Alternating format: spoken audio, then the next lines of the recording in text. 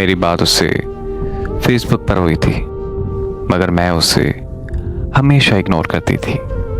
मेरा बड़ा भाई फेसबुक के बहुत खिलाफ था, तो इसलिए मैं फेसबुक बहुत कम इस्तेमाल करती थी। उसने मुझे बहुत फोर्स किया कि मेरी दोस्त बन जाओ, सिर्फ दोस्त, इससे आगे कुछ नहीं। मैं उससे बहुत कम बात करती थी, पर उसका इतना अच्छे से मेरे साथ पेश आना मुझे बहुत मुतासिर करता। फिर बात गहरी दोस्ती पर पहुंच गई। मैं लड़की होकर भी सब कुछ सच बोलती, मगर उसने कभी सच बोला ही नहीं था। इतनी इज्जत कोई मर्द किसी औरत को नहीं दे सकता जितनी इज्जत उस लड़के ने मुझे दी। हमारी बात होते होते फेसबुक से व्हाट्सएप पर पहुंच गई। हमारी दोस्ती इतनी गहरी हो गई कि हमारा एक दूसरे के बिना एक मिनट भी गुजारा नहीं होता था। मेरी कज़न भी हमारे बारे में सब कुछ जानती थी। वो इंग्लैंड में रहता था, टाइम का वहाँ बहुत फ़र्क था। वो अपने बिस्तर से बाद में उठता था, पहले मुझे मैसेज करता था, फिर नाश्ता बनाते बनाते काम पे जाते हुए भी बात करना, क्योंकि काम के दौरान कॉल पर बात करना उसके लिए बहुत मुश्किल होता था। फिर रमज़ान आ गया। उसने मुझे कहना कि नमाज पढ़ा करो, रोज़ा रखा करो। मुझे तो काम की वजह से टाइम नहीं मिलता। मुझे उसकी ये बातें उसका दीवाना बना गई थी।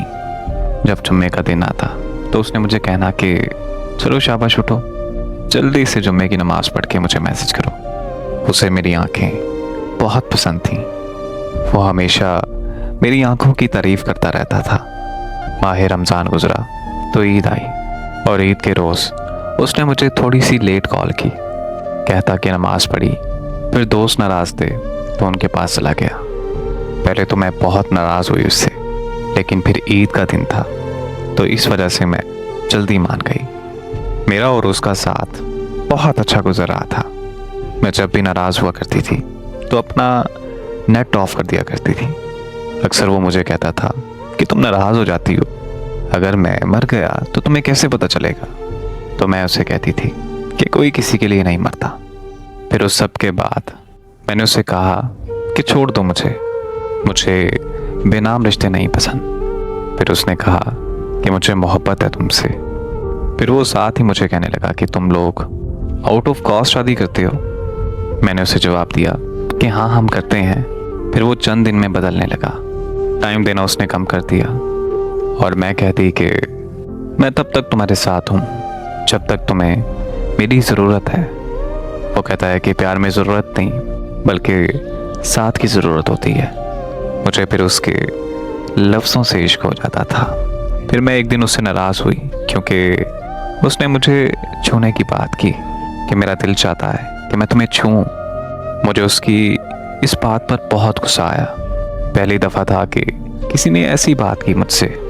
मैं उससे बहुत नाराज़ हो गई और मैंने सुबह से रात तक अपना नेट ऑफ कर दिया। उसने मुझे कहा कि एक दफ़ा मेरी बात तो सुन लो। उसने माफ़ी मांगी तो मैंने माफ़ कर दिया। मेरे माफ़ करने पर भी वो मेरे साथ कुछ ना कुछ गलत बात कर जाता था। वक्त भी कम देना शुरू कर दिया उसने। मैं अगर उससे लड़ती तो वो मुझे कहता कि वर्क प्लेस बदला है, जिसकी वजह से मुझे काम ज़्यादा मिलता है, जिसकी वजह से मैं तुम्हें टाइम नहीं दे पाता। एक दिन नाराज़गी इतनी ज़्यादा थी कि मैं उससे बात नहीं कर रही थी, बस उसे हाँ ना में जवाब दे रही थी। उसने मुझे डांटा तो मुझे रोना आ गया। फिर वो मुझे मनाने लगा। जब मैं मान गई तो वो नाराज़ हो गया। उसने गुड नाइट कह के अपना नेट ऑफ कर दिया। मैंने उससे नंबर पर कॉल की तो उसने मुझे कहा कि मुझ में हिम्मत नहीं है बात करने की, हम सुबह बात करेंगे। मुझे रोता हुआ देखकर वो पूरी तरह समझ गया कि मैं उसके प्यार में पूरी तरह पागल हो चुकी हूँ। फिर उसने मुझे कहा कि मैंने घर बात की है, पर मेरे अब्बू मेरी कज़न का प्रपोज़ल एक्सेप्ट कर चुके हैं। मेरे रोने के बावजूद भी वो मुझे छोड़ गया और कहने लगा कि मैं सब कुछ छोड़ सकती हूँ, तो बताओ। मैंने इनकार कर दिया। फिर 4 दिन बाद मैंने उसे जवाब दिया कि हाँ छोड़ दूँगी। उसने उसी वक्त घर से निकलने का कहा और उसने मेरे से एक सवाल किया कि हम घर वालों को दुख देकर खुश रह सकते हैं।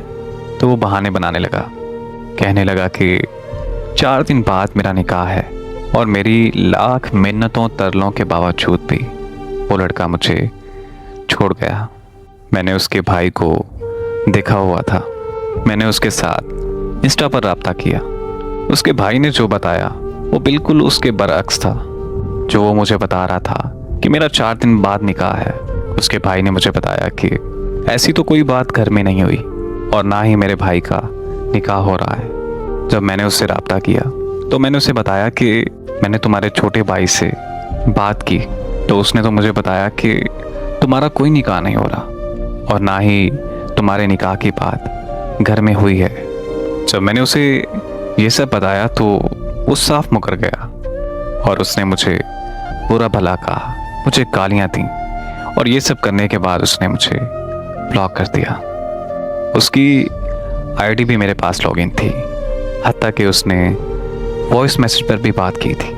फिर भी मैंने उससे कहा कि मैं तुम्हें माफ़ करने को तैयार हूँ, मगर वो नहीं माना। उसने अपने दिल पर पत्थर रख लिया था। उसे मेरे रोने पर भी तरस नहीं आ रहा था। मैं उसके आगे रो रो कर भीख मांगती रही पर वो नहीं माना। मैंने उससे एक फेक आईडी बनाकर बात की और उससे सच उगलवाने के लिए मैंने सारी बात झूठ बोली और फिर जब पूछा तो कहने लगा, अगर अब तुमने मेरे किसी भी रिश्तेदार से राब्ता किया तो मैं ये भूल जाऊंगा कि मेरा तुम्हारे साथ रिश्ता क्या था और तुम्हारी जितनी भी तस्वीर हैं वो सारी मैं फेसबुक पर अपलोड कर दूंगा। उसने गुस्से से बोला, क्यों मेरे रिश्तेदारों के सामने, मेरे जानने वालों के सामने मेरी सारी इज्जत खराब कर रही हो। हालांकि उसका वादा ये था, इस जहान तो क्या मैं अगले जहान भी हमेशा तुम्हारा रहूंगा। मगर उसे मेरी हालत पर बिल्कुल तरस नहीं आया।